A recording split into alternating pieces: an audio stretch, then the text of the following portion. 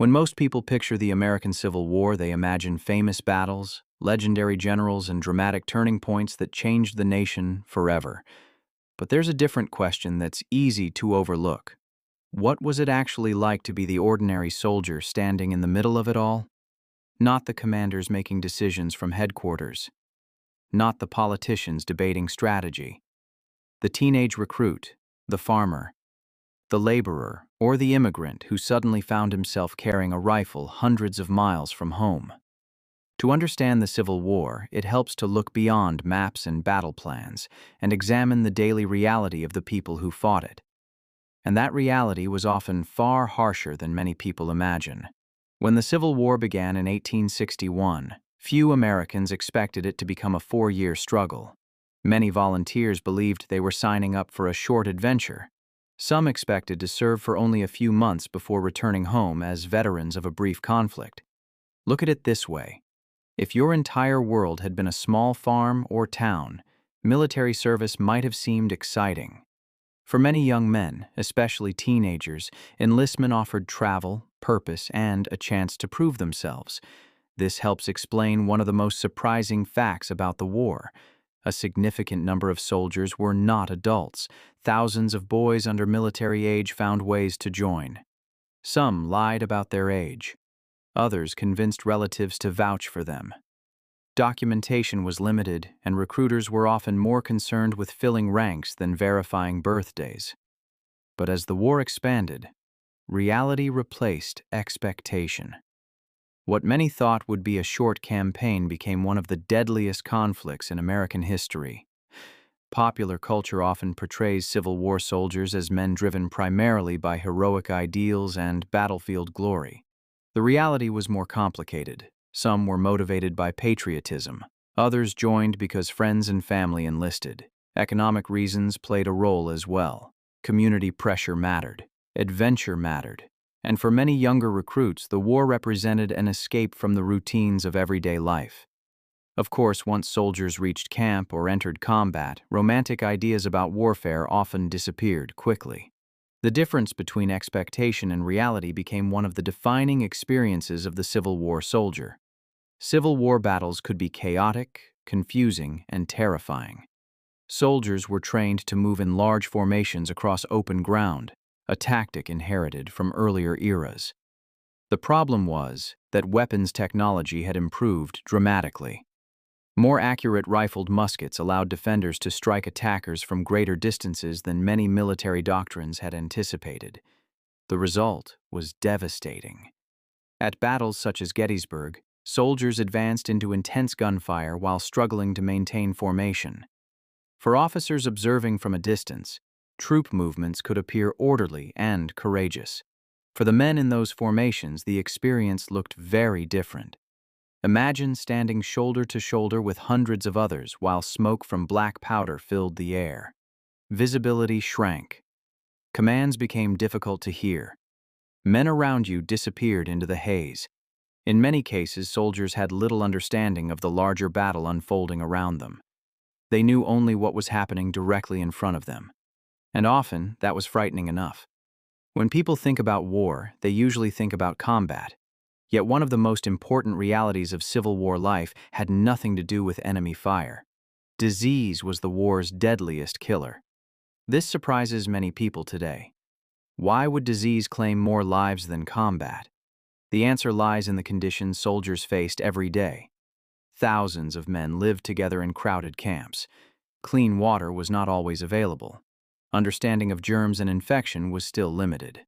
Medical science had not yet adopted many practices considered standard today. As a result, illnesses spread rapidly. Dysentery, typhoid fever, pneumonia, and other diseases moved through camps with alarming speed. For many soldiers, surviving a battle did not mean surviving the war. The greatest threat might be waiting back at camp. Another reality that often gets overlooked was hunger. Military regulations promised soldiers organized rations and regular supplies. In practice, providing food for massive armies was an enormous challenge. The Union generally maintained stronger supply networks than the Confederacy, but shortages affected both sides at various points in the war. Confederate soldiers often faced especially severe hardships as the conflict continued. Food quality could be poor. Supplies might arrive late or not at all. As a result, soldiers became resourceful. They traded goods. They foraged when possible. Families frequently mailed food packages from home. One of the more fascinating details is that unofficial trading sometimes occurred between opposing soldiers. Despite fighting on opposite sides, some men exchanged items such as coffee and tobacco during quieter periods of the war. It's a reminder that individual soldiers often viewed each other differently than governments or military leaders did. Few aspects of Civil War life reveal the limitations of the era more clearly than military medicine. Today, many people associate Civil War hospitals with amputations. That association is partly accurate, but it also needs context. Here's another myth versus reality moment. Myth: surgeons performed amputations because they lacked medical skill. Reality: in many cases, amputation was the best available option.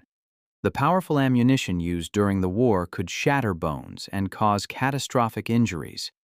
Without modern antibiotics, severe infections posed an enormous threat. Surgeons often had to make rapid decisions under extremely difficult circumstances. Even so, survival depended on factors that were largely outside a wounded soldier's control. How quickly could he receive treatment? How severe was the injury? Would infection set in afterward? These questions often mattered as much as the wound itself. As the war evolved, African American soldiers became increasingly important to the Union war effort. Their participation represented both a military and political turning point. After the issuance of the Emancipation Proclamation, recruitment expanded significantly, and nearly 180,000 black men would ultimately serve in the Union Army. Yet service came with major challenges. Black soldiers frequently faced discrimination, unequal treatment, and lower pay during portions of the war. Still, their contributions proved critical.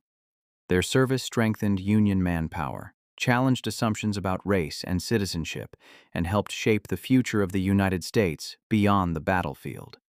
It's difficult to understand the final years of the Civil War without recognizing the impact of these soldiers. Movies often focus on battles, but combat occupied only a fraction of a soldier's time. Most days involved routine, drills, marches, guard duty, equipment maintenance, then more drills.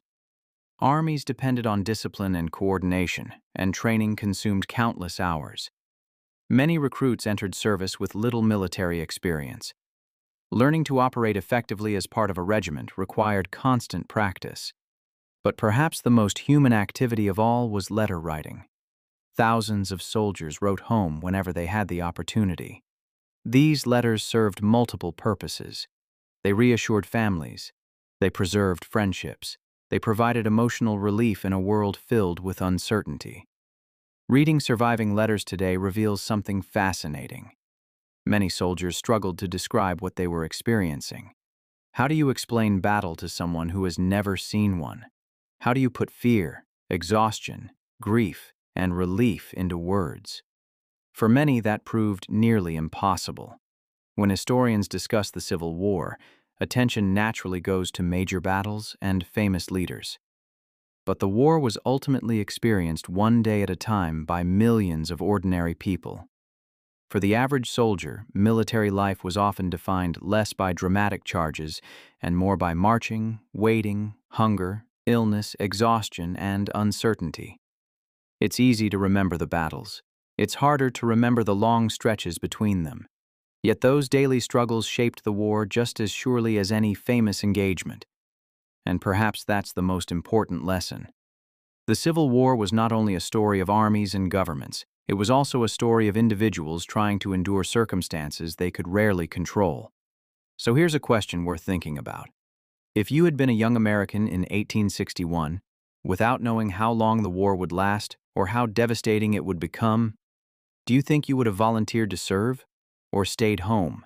Share your reasoning in the comments. The answer may reveal as much about human nature as it does about history.